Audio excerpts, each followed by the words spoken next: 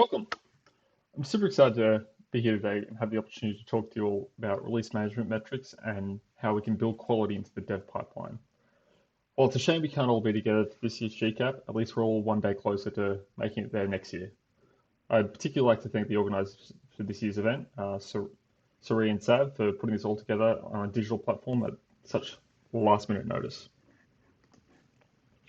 So I'd like to start off with a quick introduction.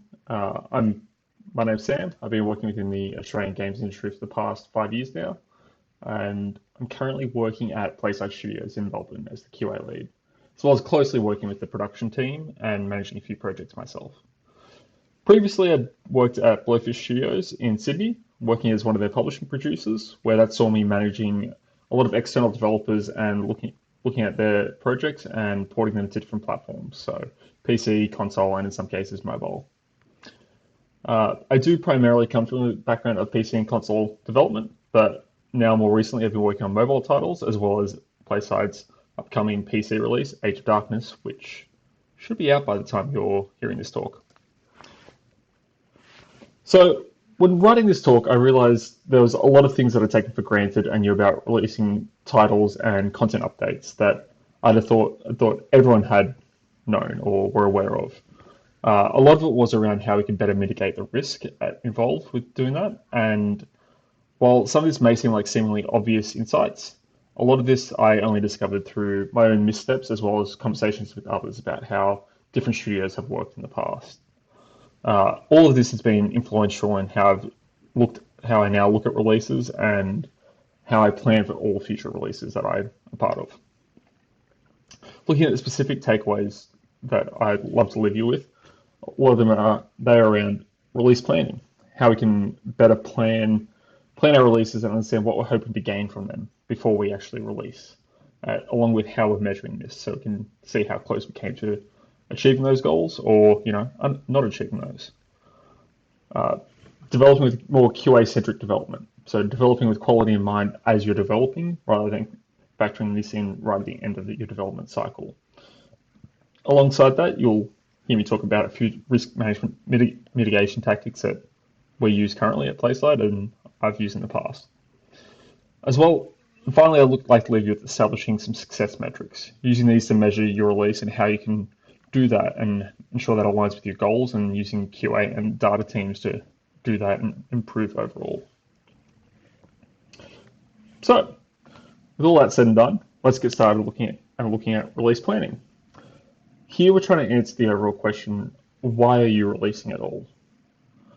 Your release may represent the work of many different people over a series of years. It represents the challenges of development, that everything that brings, the build errors, the bugs, that unplanned engine upgrade that you didn't account for, and the entire certification process.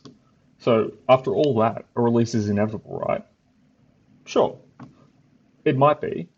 But that release will only be as successful as in relation to the goals you set for it. So let's talk about setting some goals. I'm sure by now you've all heard of SMART goals. They're typically discussed in primary school, high school, and it relates to goals being specific, measurable, attainable, realistic, and time-boxed. Now, for the purpose of this talk, we'll focus a lot on the measurable aspect of this. Namely, how you're looking to measure the goals that you set for your release. But that's not to say all the other factors don't play an important part as well. I'll leave you to set your own goals for your own projects, as you know them far better than anyone else here today. But the more specific the goal you can set, the better you can plot out how you measure it. For example, if you wanted to have the highest selling multiplayer game, and you're currently developing a pixel art platformer, then those goals, that's not specific enough. It doesn't align with your overarching goal. But if when we are looking at measuring these goals, we're looking primarily at data. What data points are you currently referring to when you're making your decisions? Is it just a gut instinct, or do you have anything that can back up that gut instinct?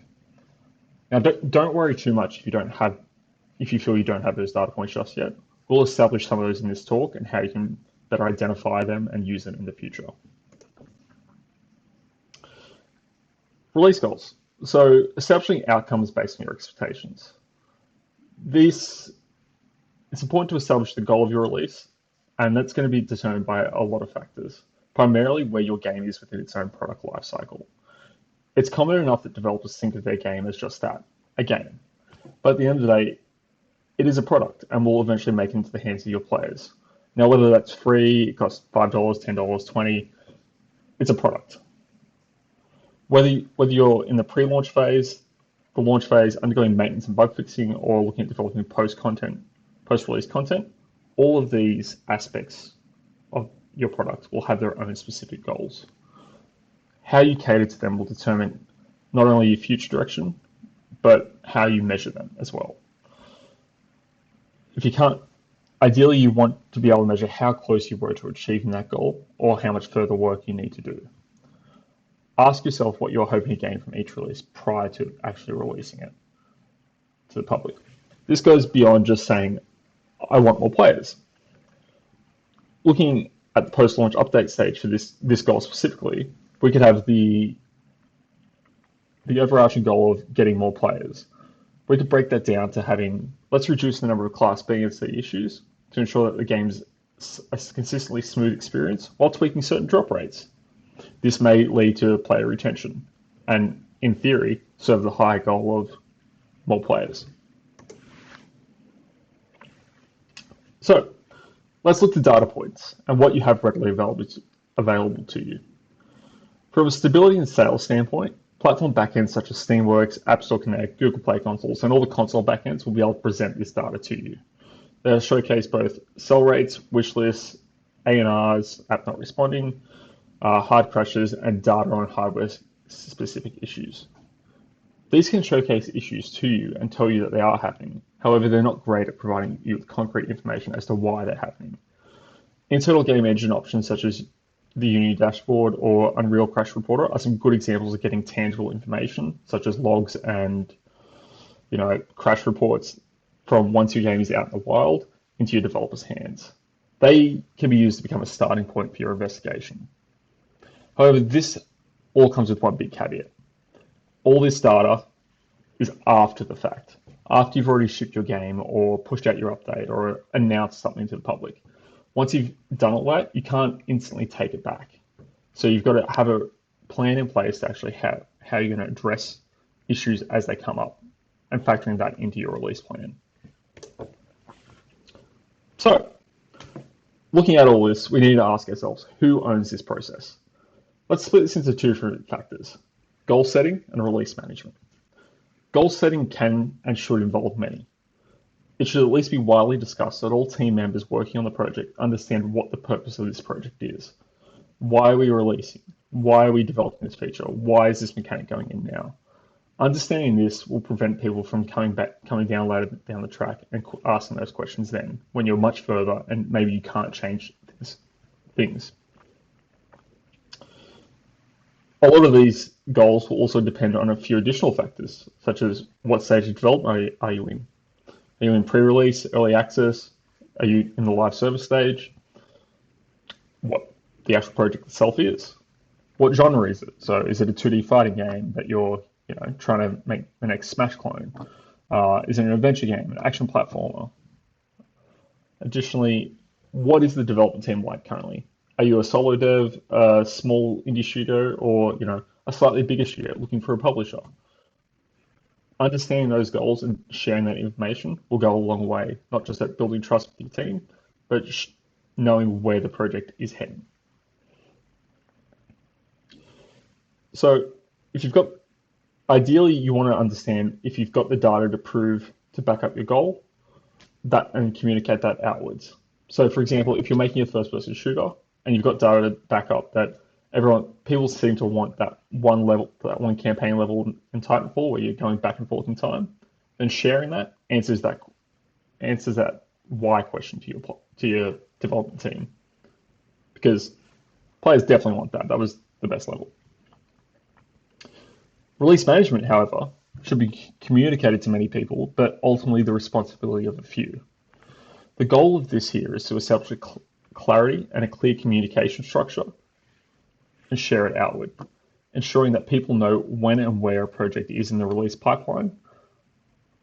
And that's not talking about whether it's in the pre-production phase of production.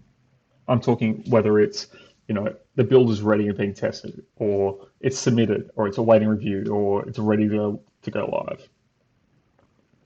Having a small number of people involved here with the actual release management side of things negates the risk of having, that design by committee, involving too many people in the, small incremental steps that really one or two people can kind of get out and do while sharing that information to the larger stakeholders. That's not to say there's not agreement and an understanding beforehand. You wouldn't have one or two people going rogue and just doing a release without telling other people. And that's where we look to answer in our release plan the who, what, where, when, and how. So when setting a release plan, having an answer to all these questions is overall key. Who is owning the release? Who is the go-to person for everything related to it? Who do we call if things go wrong? This looks at establishing clear ownership so that other stakeholders can then know who they need to go to. If they're unsure of where something is currently or what's going into the build, they have that person they can then refer to. What is going into the release? Is it confirmed going in? Has it been tested? Is it just that dodge roll mechanic, or are we doing additional bug fixes as well? If you don't know what's going in your release, you can't have the confidence in your release.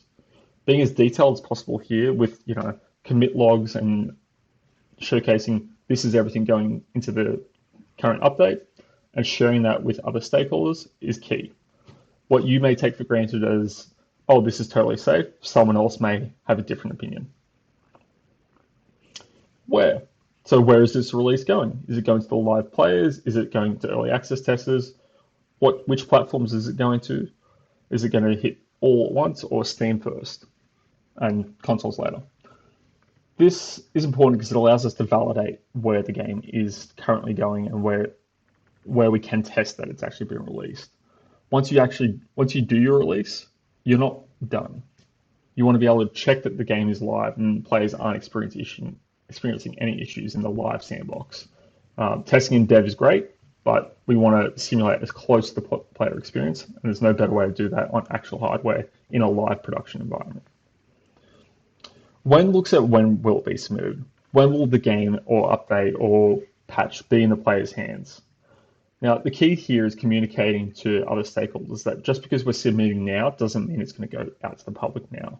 There's definitely a clear delay between actual submitting content and getting it out to the public. And this could range from being instant to 2 weeks, depending on the overall scope of what's being added and what platforms it's going to. And finally, the how. How are we verifying the content has been made in the hands of the player? How is it being submitted? This may seem basic. It can just be you're clicking a button on App Store Connect and it's going to the build review, or you're pushing something live from Steam. But clearly outlining that and outlining who's doing that will save you a lot of headaches in the long run, as well as understanding that we do have a plan on validating the overall content as made it into the live environment. We are checking that post-release just to make sure that there is complete ownership and accountability there. Cool. So we talked a little bit about release planning and management. Now let's look at how QA can assist with this and ensure that you've got greater certainty and control over your releases as they go out. You don't develop your game in isolation. Well, for the most part, we don't. There are definitely solo devs out there, but it's largely a collaborative process. And we know always getting an outside opinion helps. As developers, we're always looking for additional feedback to, on our games and make sure that it just feels right. For a lot of us, you're developing with stricter disciplines in place, art, code, animation, audio. So with all that involved, why don't you consult with QA before release? The end goal from this is to get an overall outside perspective of the quality of the project that you're developing as you're developing it. Operating under an embedded QA approach can help solve this. Having QA join the team and know what's being developed as it's being developed allows them the time to come up with both test plans, edge cases, and any tools that you may need to, test and verify all the features in your sprint are valid, working, and they're happy with it. While this does blow out the initial scope of work, it's well worth it in the long run. The biggest risk you can have to the success of your title is having QA come in at the end. as by then it's too late and they're operating under a time delay to greenlight something that they don't necessarily understand fully or have the tools at their disposal to test. So let's establish what you expect from QA. In most cases, this can be as simple as finding bugs and testing the build. While this is important, this is definitely not their only role. We want QA developing edge cases around new mechanics and levels, thinking outside the box and looking at how all the mechanics work together and how they can use them to break the game. Verifying and validating player reports. As stuff comes in, you want them to actually take that feedback, understand what's happening, and verify it is happening in the live environment. As well as preparing your game for certification and submission, doing that final smoke test, making sure everything's all hunky-dory before it actually goes out. All these play a part within the QA process, and not always concurrently. Understanding this is key to know what sort of QA skills you're looking for and when. During production, ensuring QA are involved in sprints allows for these edge cases to be developed, mechanics and levels to be stress tested and broken. In live ops, when you get a bug saying jump broken on level 3, then QA can verify that bug, track it, find out the underlying cause and if it is a real issue or not. And then finally, during release, you'd be looking at having QA performing regression testing between your releases to make sure that none of your previous issues that you had experience that with those Class A game breakers are coming back and going to bite you in the butt. Overall, QA is not solely an end-of-development task. It's an all-the-time task. So, with that in mind, let's look at how QA at PlaySite works. We're a small team for sure, with about 5 people in it, myself included. And despite all that, we're working across about 10 or so projects. But we have a pretty clear understanding of what's going on at all times. For every release, we develop an overall understanding of what that release is, creating feature spec docs so we share that amongst the teams involved, so art, animation, code, and as well as QA, just so we know what is going on and what the goal of this release is. Why are we developing this? And it's up to the teams then to, speak up, provide their needs. What do they need to ensure this release goes out with that goal being addressed from individual teams? Better yet, if teams disagree, here's the opportunity to do it. We want teams to spark conversation here and have a discussion about why this won't work or why this may not solve the issue at hand. Disagreeing here, only to come to a conclusion later down the track, before we actually start work, is the end goal. Overall, we just want buy-in. From that, we then kind of look at taking a risk mitigation approach to development. How can we minimize the overall impact to the player experience? With that in mind, QA are a part of every stand-up for every current project. And once that's done, we all have a stand-up amongst ourselves, discussing any changes, releases, or features that are upcoming on each project. From there, we can use our shared knowledge to come up with edge cases, let one another know if we need any more assistance on something, or any tools that we might need created.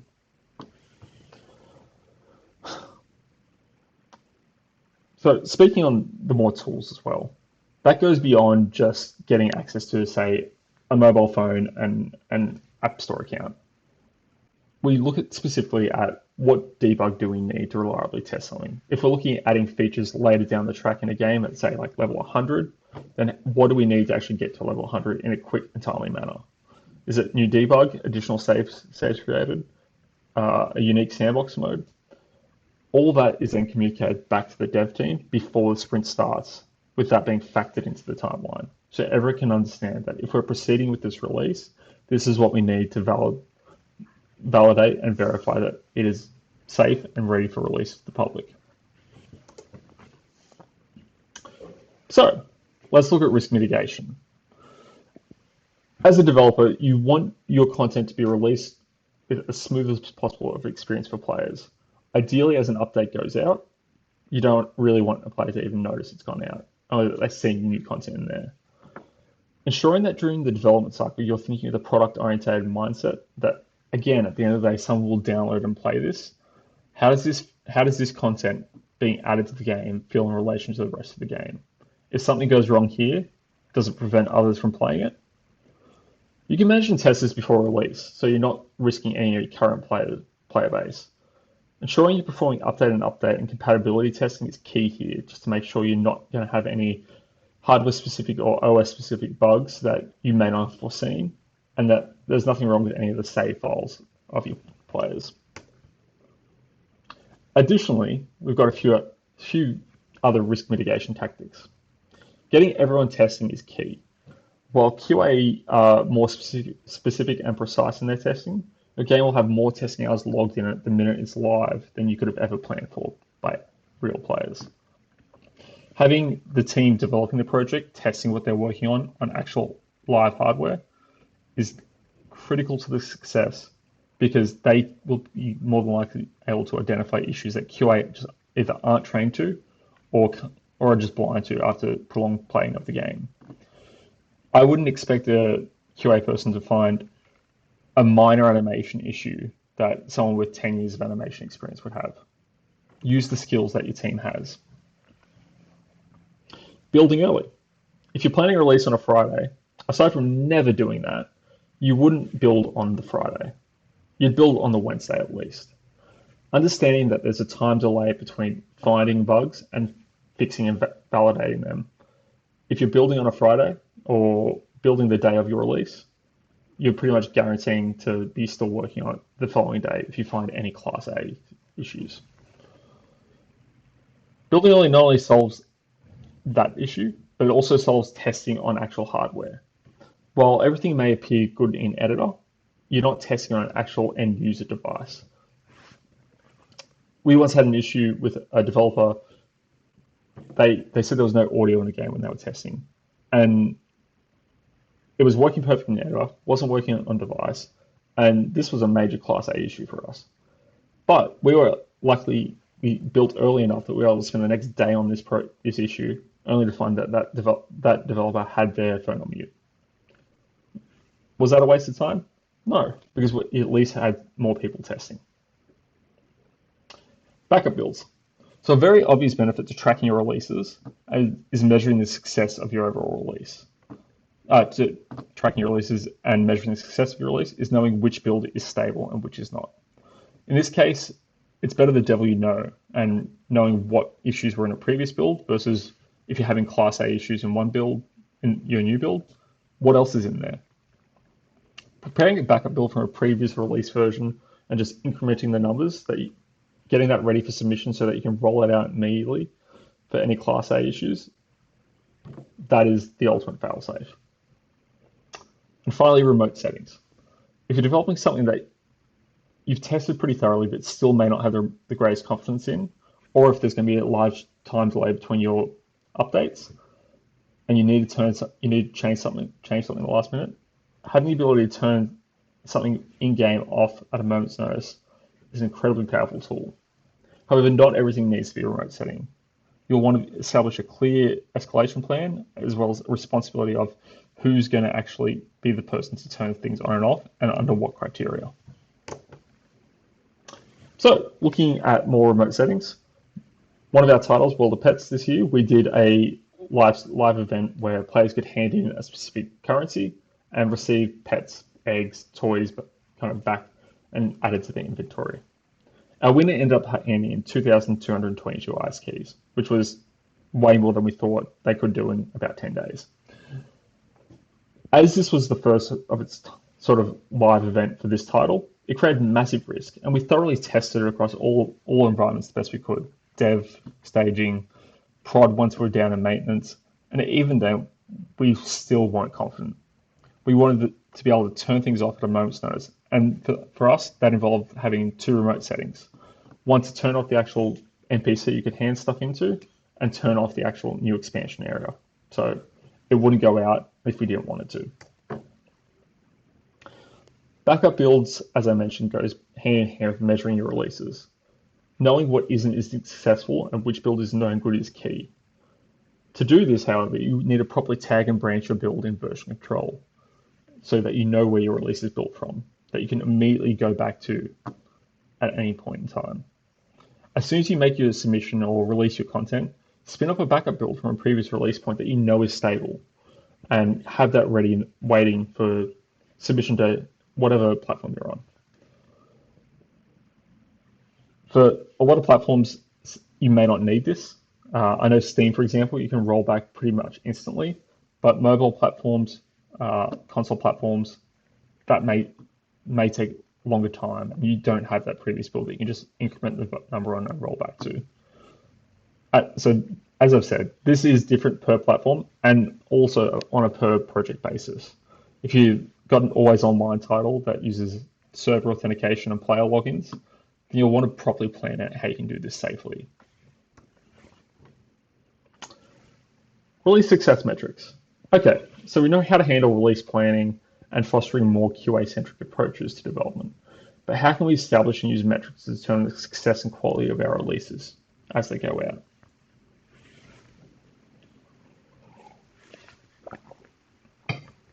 So we touched on earlier the data points that you have available to yourself.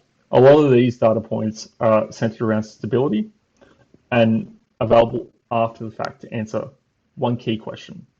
Do we need a hotfix to build? If you're looking at this from a stability standpoint, you want to be confident in your releases. Assessing this on platform backends, your ANRs, your crash rates, any major system breaking bugs, and cross-referencing those with player reports is vital. That will tell you very quickly if you need to ship a hotfix build or roll back to a previous build. If you've got Class A issues in your game, chances are you'll hear about it from your players. You can also look for third-party solutions if you want to know the issues that you're getting, any crashes or null refs before release. However, these can be pretty costly, but will save you time in the long run and are preemptive. Checking what players are saying about your game is also just as important. Understanding how they are communicating to your team is also key here. If you're relying solely on player data and from the reviews and ratings section of whatever platform you've released on, how is that information getting surfaced to the developers working on the project? Is that enough? Chances are it's not. Looking at other tools such as customer service tools such as Freshdesk, Zendesk, or Help Scout, these will allow you to measure your release, measure your issues per release, quantify them based on whatever category you want, have automated responses prepared, and present all that information to you in a handy dandy dashboard so that you can see what was my reported issue rate per release, or over time, see how many issues you received in a year, for example. But that does come at a cost. Not just financial, there is also a human cost to managing this. Looking at this info, collating and investigating it takes time. And ensuring you've got the right people doing that, or at least someone is doing that, will save you a lot of issues down the track, rather than developing over the top of new issues. Combined with those other costs, the human costs and financial costs of customer service tools, there is two issues with that. You can't expect players to log QA quality bug reports. Players aren't QA, they're just players. They're trying to enjoy the game. It's the dream to get those reports from players, but unfortunately it's not a realistic one. Additionally, only a small subset of players are actually going to log reports, which is the other major issue. So while you may see, 10 Class A issues, but you've got 30,000 players, that's not representative of every player's experience. Measuring your overall stability over time is vital to this. As I said, if you're getting 10 players reporting a Class A issue, but you've got 30,000 players, and it's pretty consistent around 10 issue reports per release, that's not bad. To do this, we kind of rely on data. So looking at both stability trends and analytics to answer this. Let's touch on stability trends first. It's all well and good to measure your release and view it in isolation, whether it's successful or not, or meets the expectations you've set for it. But viewing all your releases against those same success metrics against one another will showcase greater trends. Knowing when your release started performing less than stellar, going back and seeing what actually went into the title for that content update, because you're now accurately tracking it, You can see specific commits, or you can see the commit range of, hey, the game started having issues when we added that new IAP into the game, or the balance was way off. Better yet, utilizing tools like Unity Dashboard, Crashlytics, or Sentry, you can see clear-cut crash rates, ANRs, null refs, unhandled exceptions across release versions over time. Additionally, you can factor in other stuff like hardware and OS versions to really narrow down what's going on. So when you're getting hard to repro issues, using those tools to your advantage can showcase bigger issues. All that information is being created. However, it's not always serviceable on platform backends. While it does come at a cost, depending on your release and what the goal of your release is, you will need to evaluate if that cost is worth it. So let's look at analytics. With these, we seek to answer how our players are playing the game and what they're doing in game. And for that, we'll more than likely need a Lachlan. So this is Lachlan. He's our resident playside data scientist. To me, he's more like a data wizard because the amount of times I've come to him asking questions about, can we track this? Are we tracking this? To answer my questions on assumptions, it's been countless. We use Lachlan and his team to pull contextual data from the game and understand what people are doing within the game and how they're doing it. Him and his team are responsible for setting up analytics for all our titles, ensuring that we're measuring not just crashes and issues, but also how players are engaging with the game, testing out hypotheses and seeing what players are doing when we make changes. What we track ranges on a project-to-project basis, and it can go from specific features, mechanics, to content pieces, levels, outfits unlocked, stars achieved per level, stuff. Whatever you are doing in your game, you can usually tie an analytics event to that. We use that information to make assumptions about our players, what they'll like, what they won't like, and overall use it to assist in our decision making and planning for future content.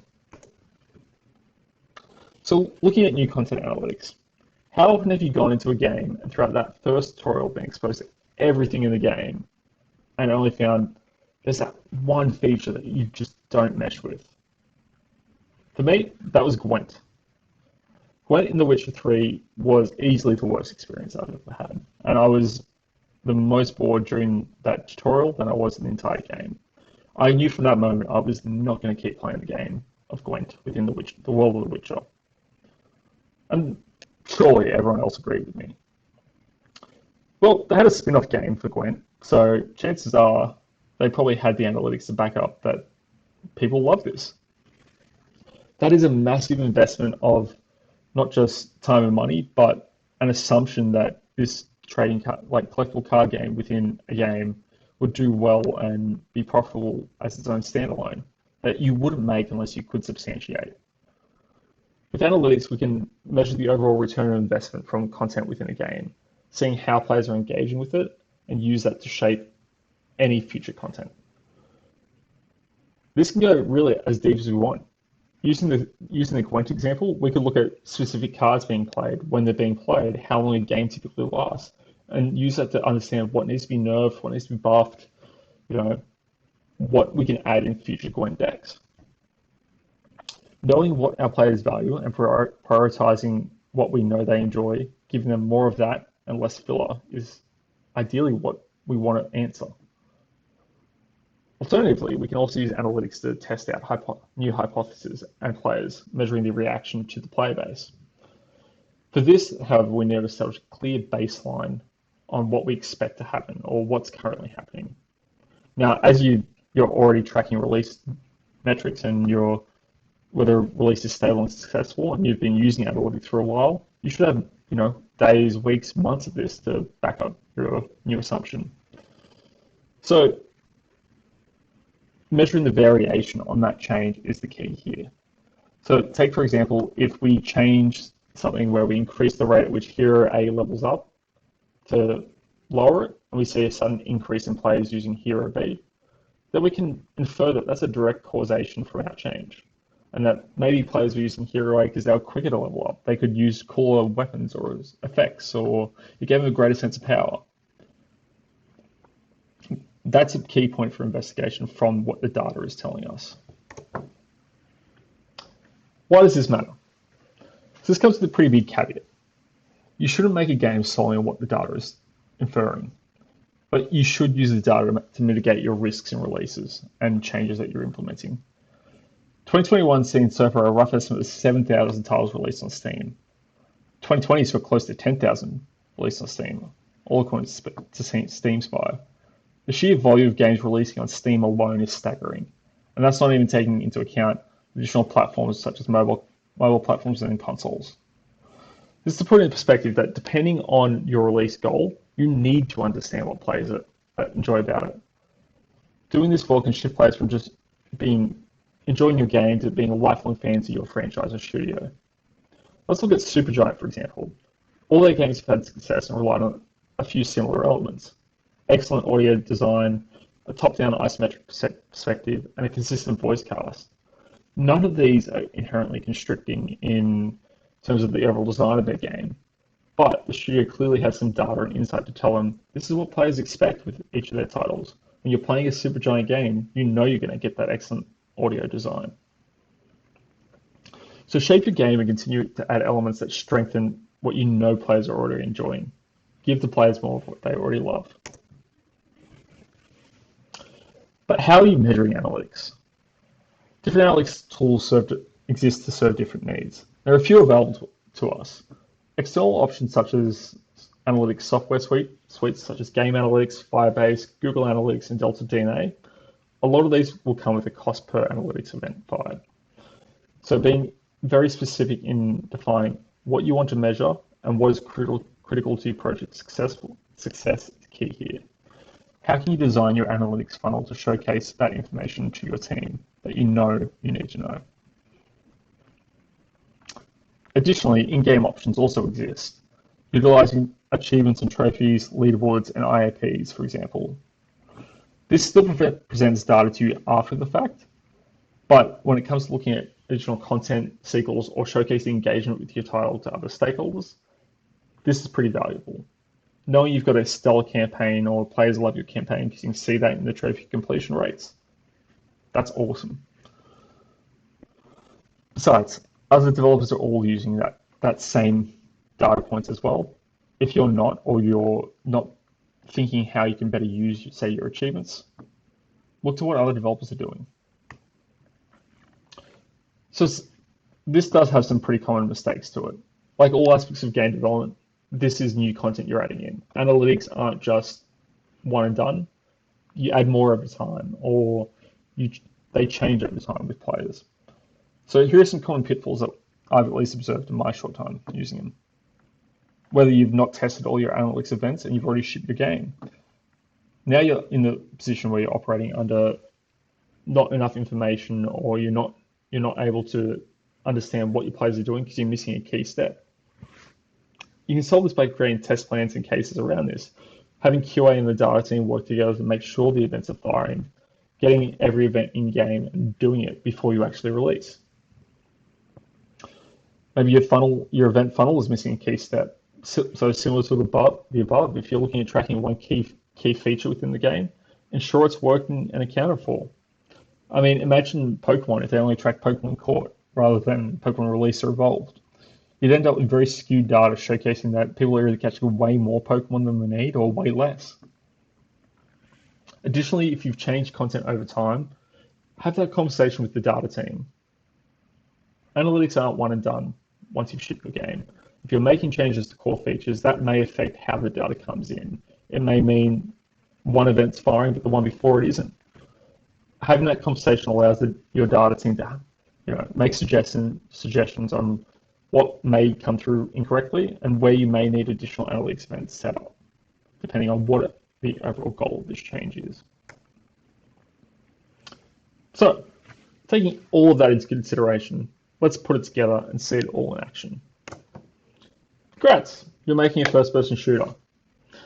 So, It's going to have both single player and multiplayer modes because all your competitors have them. Some additional info about this. You're wanting to know how many players are engaging with both modes. You're going to be offering heavy customization on weapons with a range of attachments and skins. You'll need to know what the most popular weapon in the game is. Lastly, you want to make it easy for players to report issues to you. So you've got an in-game reporting system. Now, with all that in mind, we're getting reports that players are saying a particular weapon is swaying too much since your last update. How can we solve this? So we can solve this with analytics. We set up events around whether or not players are playing in multiplayer or when a multiplayer match starts and ends, and along with gun analytics in particular. When a player picks up a new gun, when they swap weapons, if that's getting kills, any attachments equipped, and that kill environment, if it's in campaign or multiplayer. Your first protocol would be checking your platform backends and error reporting to check you're not having any hard crashes since your last patch to the one previously. As you're already measuring your releases and you've got your external reporting software, you can see this pretty easily. Additionally, as you've got key weapon stats, you can take whatever weapon the players are reporting and see that live in game, compare that over time, and see, hey, players were getting slightly more kills in the previous patch to this than they are now. It may be a slightly bigger issue because it looks like it's slightly being validated. You can check your achievement unlocks and see the majority of your achievements are being unlocked in multiplayer, indicating that that's where your player base is. A lot of the player base is using the gun, and predominantly people are playing multiplayer, which becomes more serious because you want that to be a fair and balanced environment. Looking back over your release commits, because you're now accurately tracking your releases, you can see what was added. There's a few balance changes here and there, but you also added that new attachment. Going back to check on the gun, you can see that gun, everyone is using it, that same attachment on that weapon. That's it. That's your starting point. As all players have been using that, that's now a launch pad for QA to go in and actually test the issue and see what's happening when they're using that particular weapon with that attachment. It doesn't solve the issue, it's not a surefire guarantee, but it directs work. This provides an overall reference point to direct work and assign severity to all your issues.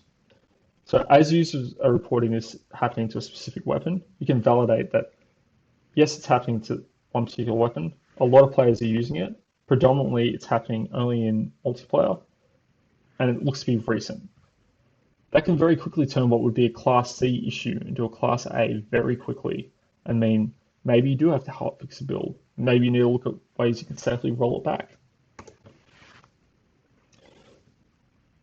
So all of this is done to understand that release planning, along with establishing our goals, if we're tracking things accurately, as well as involving QA early, we can better prioritize and assign severity and workloads.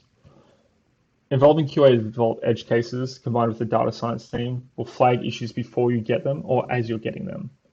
Involving external reporting tools such as Sentry means you'll start seeing the data come in before you release. Not only that, you can cut to the heart of what matters to your players most through the use of analytics. Doing that through careful management, testing, and making sure that everything is firing correctly involves bringing QA and data teams into conversation much earlier within the development cycle, using their knowledge and expertise when it comes to producers planning their sprint and factoring that into your timelines. Overall, it means you've got a more successful and stable release. It's key to me. Cool. Thank you for coming to this talk. I'd like to thank everyone at the Playside team for helping me put this together. Lachlan, our resident data wizard, Danny, our GM, and Steve, our production coordinator, as well as our fantastic QA team. Tina, Mitch, Stephen, Cam, and Tootie for all their help. Thanks.